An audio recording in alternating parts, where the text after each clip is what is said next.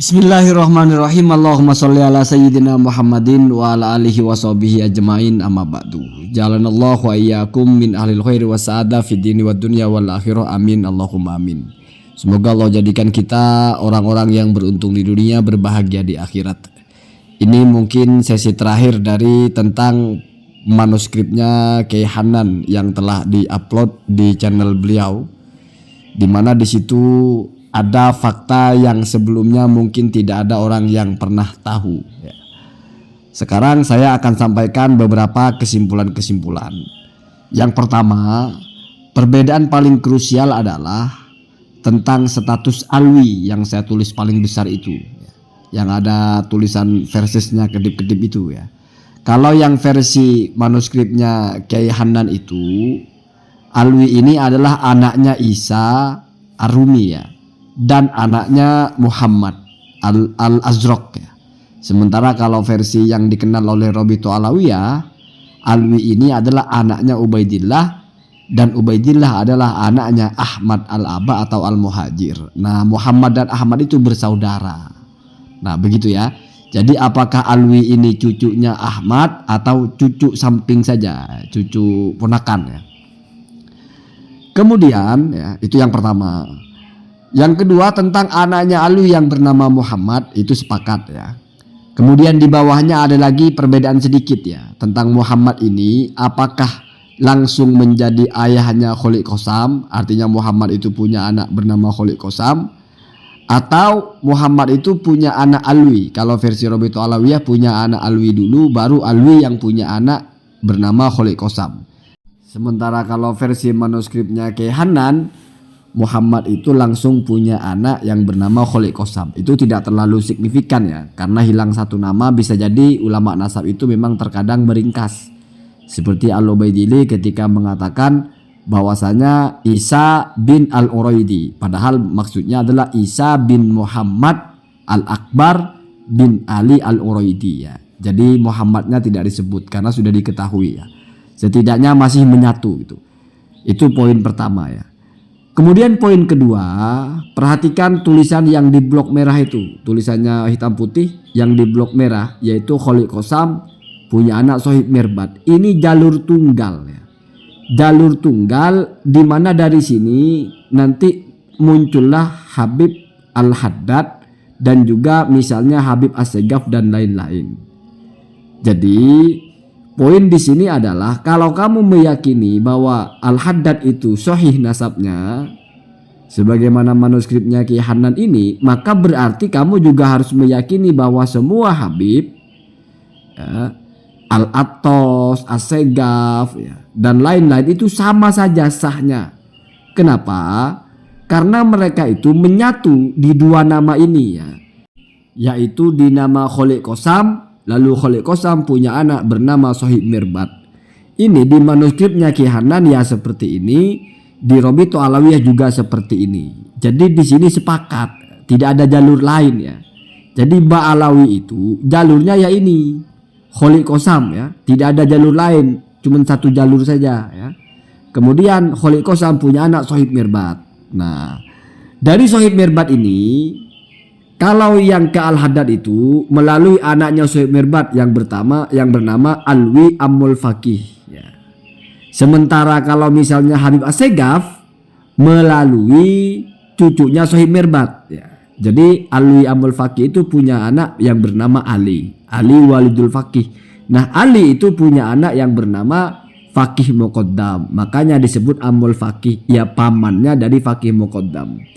Paman dan ponakan itu kalau sama-sama dari anak laki-laki berarti menyatu di kakek. Jadi menyatu di Sohib Mirbat ya. Nah, dari Alwi Ammul Faqih ke Al-Haddad dan lain-lain ya. Ada juga Habib yang lain ya. Bin Sumaid termasuk Habib Bahar ya. Termasuk juga dari sini Azmat Khon ya, Abdul Malik ya. Nah, sementara kalau yang jalur Ali ke Faqih Muqaddam itu As-Segaf dan lain-lain, Al-Attos dan sebagainya.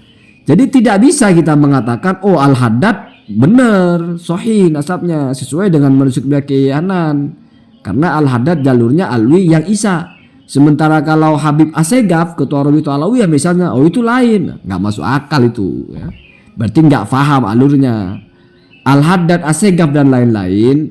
Berbeda itu hanya di masalah jalur amul faqih atau faqih muqaddam.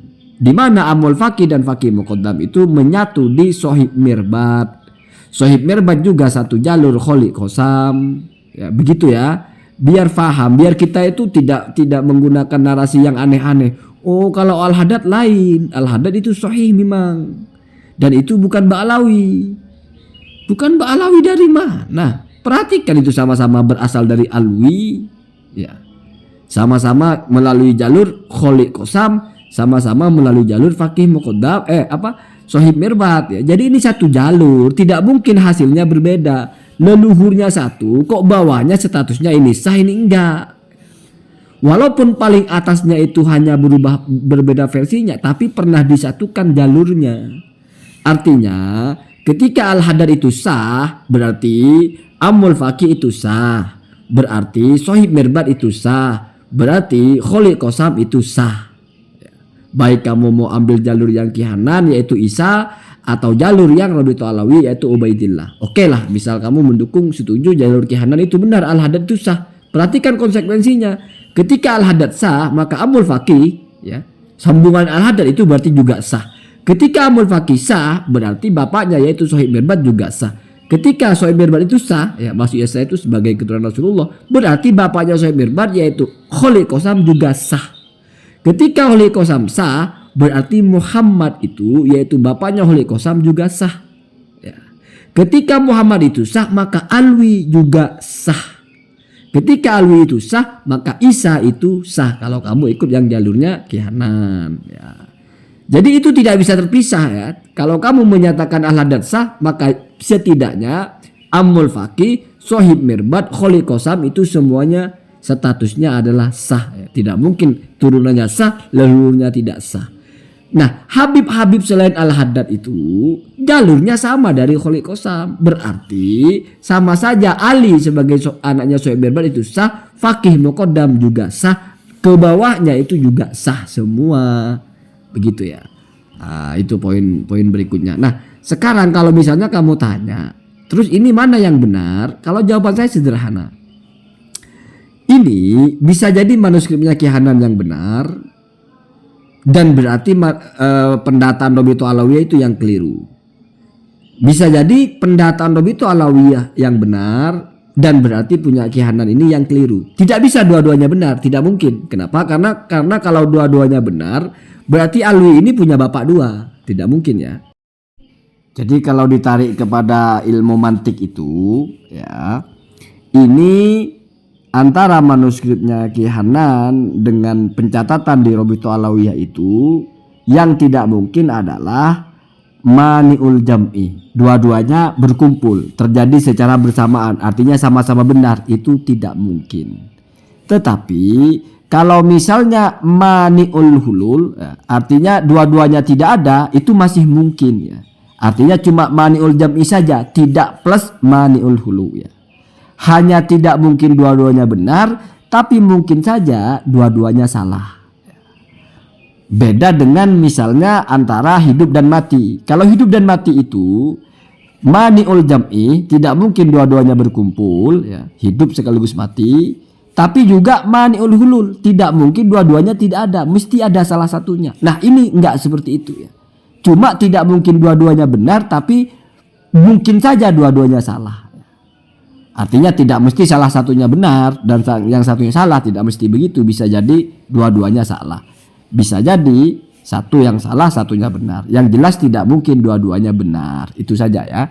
Jadi sama dengan kamu, tidak mungkin kamu itu duduk sekaligus berdiri. Ya. Tapi mungkin saja kamu tidak duduk juga tidak berdiri. Misalnya kamu tidur-tiduran. Nah, kira-kira begitu ya, biar sambil mengasah logika ya. Itu dalam mantik seperti itu ya. Kamu yakin yang mana ya silahkan. Kalau tidak percaya semua silahkan. Nggak kafir juga. Ini bukan rukun Islam, bukan rukun iman ya. Allahumma hadina hada sabil.